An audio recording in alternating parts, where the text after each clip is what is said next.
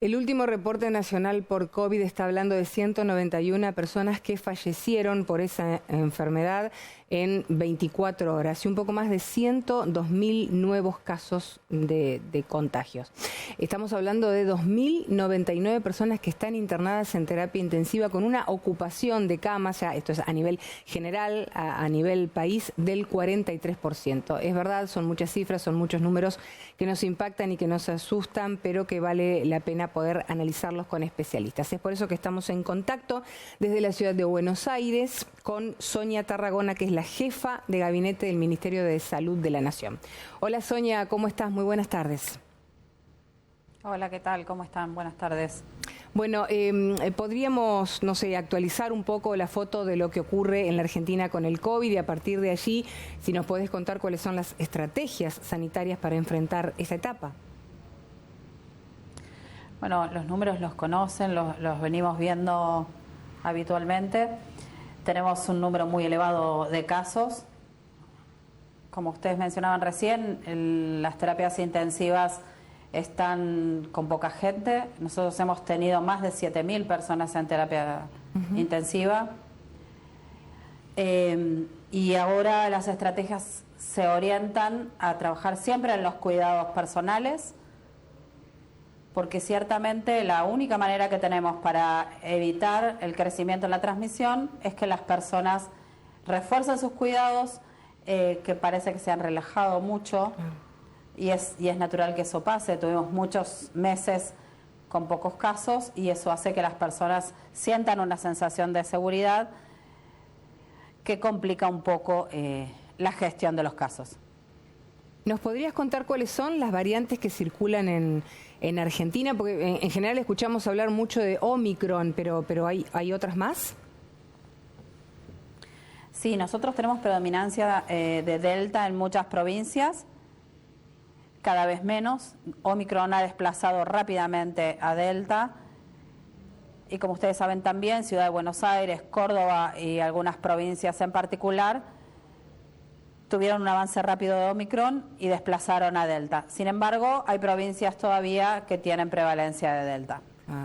Sonia, podemos decir que este es el pico de la pandemia, quizás es el peor momento, no de la pandemia, sino de la tercera ola, o falta, te lo consulto un poco para saber y estar preparados, ¿no? Y evaluar también la posibilidad de si vamos a continuar con este esquema de convivencia, si puede haber restricciones, qué puede pasar con las clases también. Yo sé que todo esto depende de los indicadores sanitarios, ¿no? Por eso te preguntaba en qué punto estamos. Bueno, la verdad es que es muy difícil saber si estamos o no en el pico. Nosotros hemos alcanzado un ritmo de crecimiento que ha descendido, digamos, seguimos creciendo, pero con una tasa de crecimiento mucho menor. Eso nos da alguna idea de que podemos estar alcanzando los niveles más altos que se esperan para esta ola, y esperamos el descenso con mucha rapidez, de la misma manera que crecieron, es lo que se ve en otros países que han transitado ya esta ola. Por lo tanto, esperamos que a fin de enero empecemos a ver alguna variación hacia abajo en el número de casos que nos va a permitir evaluar cómo seguir adelante. En términos de restricciones, ya no hablamos de restricciones, de lo que hablamos es de cuidados. El Gobierno Nacional, la Ministra de Salud, el Presidente ya han establecido los criterios para evaluar las condiciones de alarma sanitaria, que dejó de ser el número de casos, sino que se ha concentrado en la atención del sistema de salud, porque sabíamos que esta iba a ser las características de esta ola. Por lo tanto, cada gobernador y cada gobernadora puede instrumentar las medidas que crea más apropiadas de acuerdo a la situación epidemiológica de cada territorio. Ya no tenemos medidas uniformes para todo el país, sino que cada territorio puede establecer, en base a la situación de riesgo y a la situación epidemiológica, cuáles son estas medidas de cuidado para mejorar la situación. Vos decías recién que, por ejemplo, comparándolo con el año pasado, en terapia intensiva en todo el país hubo más de 7.000 personas internadas y hoy el número oficial habla de 2.099 internadas en la terapia, ¿no? ¿Cuál es el perfil de las personas que hoy necesitan una internación? Lo que nosotros estamos viendo en las terapias intensivas es que más del 80% de las personas que requieren asistencia respiratoria mecánica son personas que no están vacunadas o que tienen solo una dosis o que ha pasado más de 5 meses en completar sus esquemas. Por eso es tan importante resaltar el valor de la vacunación y la importancia de la vacunación para prevenir los casos graves y, por supuesto, el ingreso a terapia intensiva y la muerte. La atención hoy estaría puesta entonces, digo, en la vacunación, pero también en los testeos.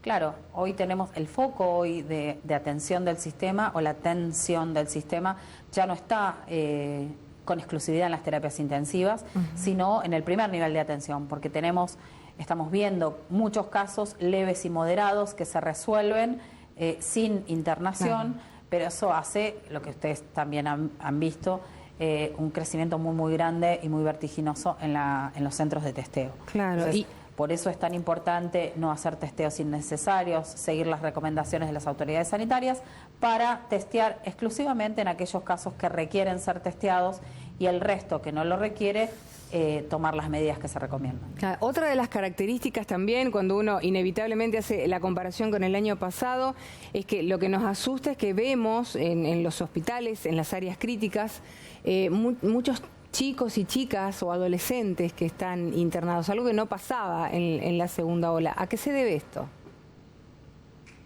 Básicamente porque las coberturas de vacunación en los grupos más jóvenes son inferiores a los de mayores de 50 años. Eso se está trabajando muy fuerte con los ministros y ministras, porque hay es propio de la adolescencia y de los jóvenes sentir esta falsa sensación de seguridad y no poder percibir el riesgo. Entonces, se requieren acciones mucho más específicas y fuertes para trabajar en la vacunación de estos grupos, pero ciertamente lo que se está viendo es un crecimiento en la internación de ese grupo de personas más jóvenes. Puede ser que esta variante, te lo consulto, no sé si estoy diciendo una barbaridad o no, pero puede ser que esta variante quizás ataque o afecte más a ese grupo etario.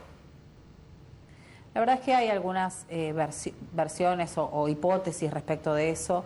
Nosotros todavía no podemos afirmar eso con certeza, no hay suficiente evidencia científica disponible como para decirlo. Esto lo tendremos un poco más conocido una vez que analicemos la situación en Argentina y en el resto del mundo. Pero la verdad es que nosotros no podemos afirmar eso vinculado a la variante, sino por ahí los fenómenos son bastante multifactoriales, digamos. Claro. Hay muchas variables que juegan a la hora de ver cómo se reproduce el virus. No podríamos asociarlo solamente a la variante. Estamos los argentinos atravesando, la implementación, la aplicación de las vacunas, pero ya en su tercera dosis o en el refuerzo. ¿Es muy descabellado pensar que puede haber una cuarta dosis? No, no es descabellado, eso va a tener que ver con cómo evoluciona la pandemia, si esto finalmente se traduce o se transforma en una enfermedad endémica. Las enfermedades endémicas son las que ocurren regularmente todos los años con características conocidas.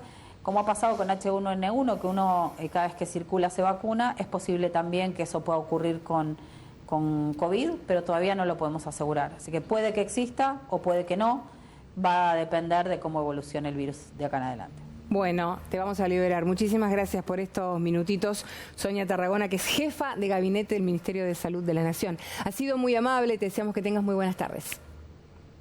Gracias, buenas tardes para ustedes. Buenas tardes.